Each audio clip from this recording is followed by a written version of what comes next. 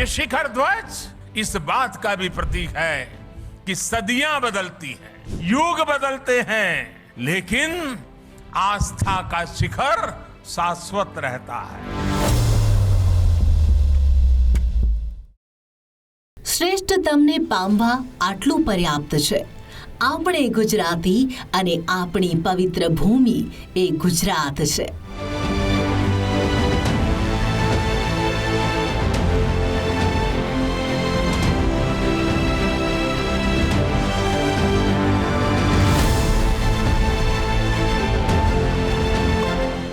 બેટ દ્વારકા ખાતે કુલ 15 કરોડના વિકાસ કામો માટે મંજૂરી મળેલ છે, જે પૈકી પ્રથમ તબક્કાના ₹5 કરોડના ખર્ચે મંદિર પરિસરનો બહારનો ચોક, પ્રદક્ષિણાપાતનું કામ, કમ્પાઉન્ડ વોલ, મંદિરની અંદર સિક્યોરિટી રૂમ, પ્રસાદ રૂમ, શ્રી ગણેશજીના મંદિરનું કામ, વેઇટિંગ હોલ વગેરે કામો પ્રગતિ હેઠળ છે.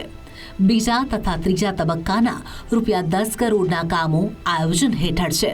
ખેડા જિલ્લાના ડાકોર મુકામે આવેલા શ્રી ત્રિકમરાયજી મંદિરની વિકાસની કામગીરી બાબતે મુખ્યમંત્રી શ્રી દ્વારા ₹2.04 કરોડની ફાળવણી કરેલ છે, જે અંતર્ગત ક્લોક રૂમ અને ટાવરનું રિનોવેશન, યજ્ઞશાળા વગેરેના ટેન્ડરની કામગીરી પ્રગતિમાં છે.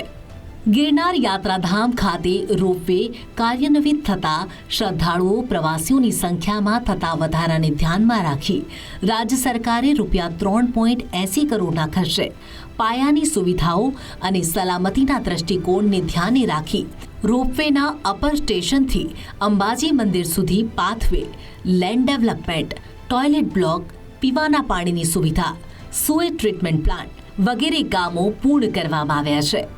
ગિરનાર સર્વાંગી વિકાસના અનુસંધાને અંદાજે 72 કરોડનો પ્રોજેક્ટ કે જેમાં દર 1500 પગથિયે પીવાના પાણી તથા શૌચાલયની વ્યવસ્થા દરેક પગથિયાને 3 મીટર પહોળા કરવા, પગથિયાની બાજુમાં પ્રોટેક્શન લો, રેલિંગ, અંબાજી ટૂંક, ગોરખનાથ ટૂંક, દત્તાત્રેય ટૂંક વગેરેના વિકાસ કામોની તથા જૂનાગઢ અને તેની નજીક આવેલા પ્રવાસન અને યાત્રાધામ સ્થળોનો સર્કિટ તરીકે વિકાસ કરવા અંગેની દરખાસ્ત વિચારણા હેઠળ છે.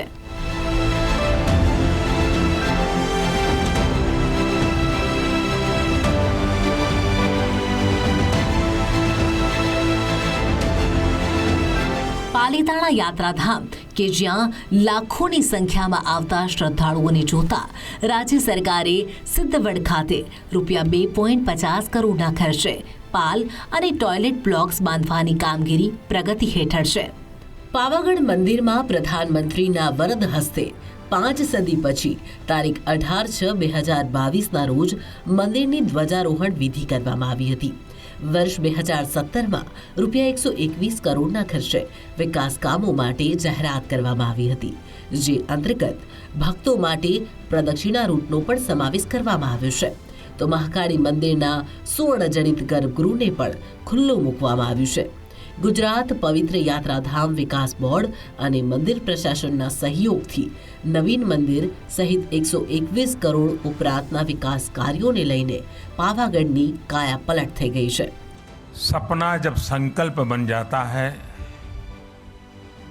और संकल्प जब सिद्धि के रूप में नजर के सामने होता है तो उसका आनंद कितना हो सकता है, इसकी आप कल्पना कर सकते हैं.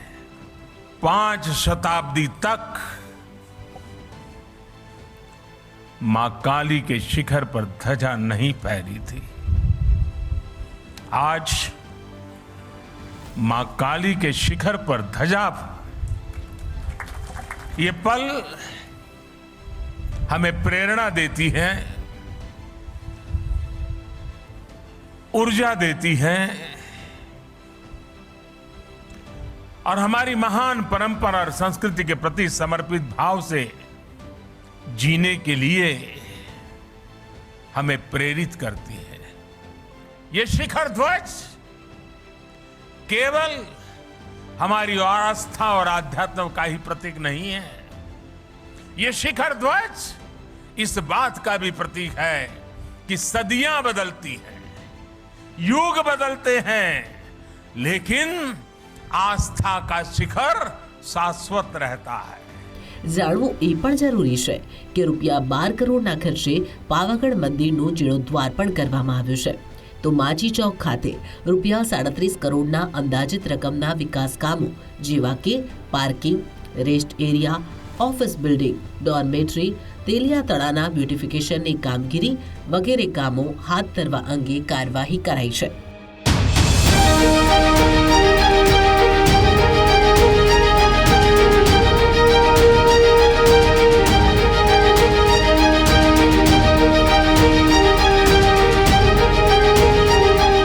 યાત્રાળુઓ સરળતાથી મંદિર પરિસર સુધી પહોંચી શકે તે માટે હાઇડ્રોલિક લિફ્ટની કામગીરી તેમજ આશરે 5000 શ્રદ્ધાળુઓ જમી શકે તે માટે ભોજનાલય બનાવવાની કામગીરી આયોજન હેઠળ છે. તો અરવલ્લી જિલ્લામાં યાત્રાળુઓને ટેકનોલોજીના માધ્યમથી એક વિશિષ્ટ અનુભૂતિ મળી રહે તે માટે શામળાજી ખાતે 3D મેપિંગ પ્રોજેક્શન શોનું ₹5 કરોડના ખર્ચે આયોજન પ્રગતિ હેઠળ છે.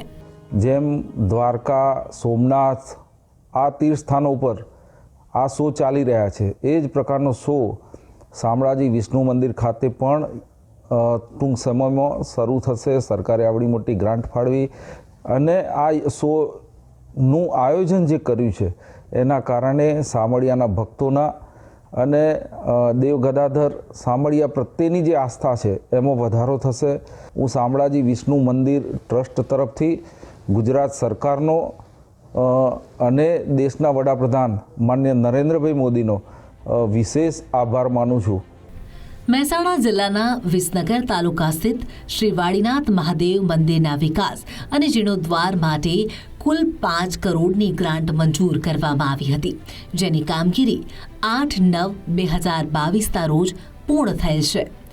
કડી તાલુકાનું આશરે 200 વર્ષ જૂનું શ્રી ચંદ્રેશ્વર મહાદેવ મંદિર સરકાર શ્રી હસ્તક કે જ્યાં ₹20 લાખના ખર્ચે તારીખ 13/8/2022ના રોજ વિકાસલક્ષી કામગીરી પૂર્ણ થયેલ છે. તો ઉપર સોલાર બનાવ્યો, શેડ બનાવ્યા, સિવિલ કામનો રૂમ બનાવ્યો અને અડચણ પરચણ શેડીઓ ઇધર કામગીરી કરે અને અમે સરકારશ્રીનો ખૂબ ખૂબ આભાર માનીએ છીએ કે જૂની સંસ્કૃતિના, ધાર્મિક સંસ્કૃતિના આ સરકાર વેગ આપે છે. વિસનગર સ્થિત શ્રી દિગંબર જૈન મંદિરમાં આધુનિક ભોજનશાળા, ટોયલેટ બ્લોક, એડમિન બિલ્ડિંગ અને મુખ્ય પ્રવેશદ્વારની કામગીરી ₹1 કરોડના ખર્ચે તારીખ 25/4/2022ના રોજ પૂર્ણ કરેલ છે. सरकार ने हमको अनुदान दिया है पवित्र यात्रा धाम, वहाँ से हमको बहुत बड़ा अच्छा सहयोग मिला है. जो 1 करोड़ रुपया के आसपास सहयोग राशि यहाँ मिली. मतलब सरकार ने हमको जो अनुदान दिया इसमें बहुत बड़ा उन्होंने सहयोग दिया है हमें और हम उनका आभार व्यक्त भी करते हैं.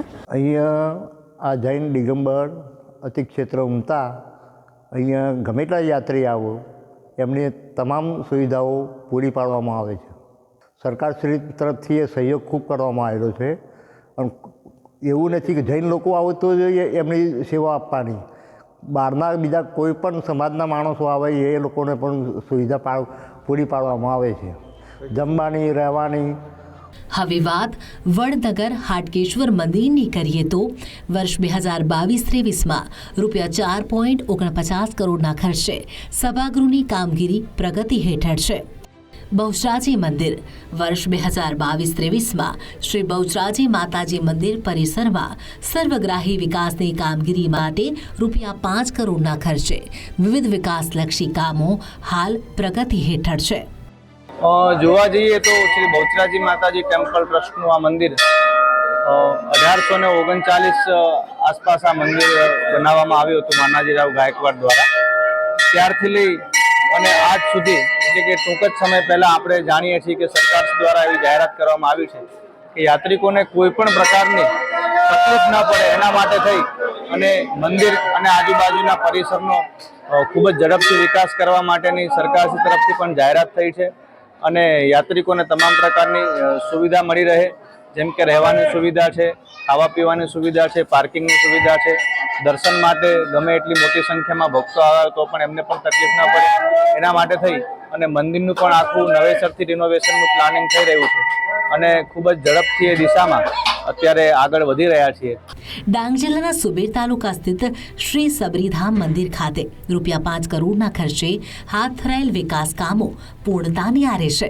यहाँ हमने शबरी माता के यहाँ दर्शन करने के लिए आए थे। पहली बार जब आए थे तो यहाँ पर इतना सा विकास नहीं हुआ था, लेकिन अब की बार जो इधर की गवर्नमेंट ने जो विकास किया है वो सच में खूब काबिल तारीफ़ है।